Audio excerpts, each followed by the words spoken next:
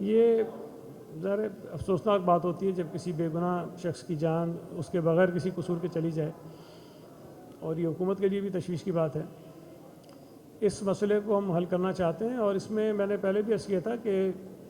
جو ٹریفک قوانین ہیں اس کی خلاف ورزی جو ہے وہ ایک بہت بڑا سبب ہے اس میں، اور جو ہم ایک کنسنسس ڈیولپ کرنے کی کوشش کر رہے ہیں اس میں یہ بھی شامل ہے کہ ٹریفک قوانین پر سختی سے عمل درآمد کروایا جائے۔ اور میں یہ سمجھتا ہوں کہ اگر ہم ٹریفک قوانین پر عمل درآمد شروع کریں گے، بہتر طریقے سے کریں گے، تو اس سے بہت ساری قیمتی جانیں جو ہیں وہ بچائی جا سکتی ہیں۔ اس میں یہ نہیں کہوں گا کہ جی صرف ڈمپرز ہیں، گاڑیوں والے ہیں، ٹرکوں والے ہیں، بسوں والے ہیں، اس میں سب شامل ہیں، اس میں موٹر سائیکل سوار بھی ہیں، اس میں گاڑیاں چلانے والے لوگ بھی ہیں، سب کرتے ہیں۔ جہاں تک قوانین کی خلاف ورزی میں جو بڑی گاڑیاں سڑکوں پہ آتی ہیں وہ ویسے ہی اگر قانون کی خلاف ورزی کریں تو ان کے خلاف جو ہے وہ کارروائی ہونی چاہیے تھی،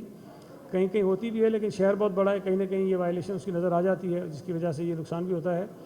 اور حکومت نے اب اس مرتبہ کچھ اقدامات مزید اٹھائیں تاکہ اگر کہیں خلاف ورزی ہو رہی ہے تو اس کو روکا بھی جائے اور اس کی خلاف ورزی کرنے والوں کے خلاف قانونی کارروائی بھی کی جائے۔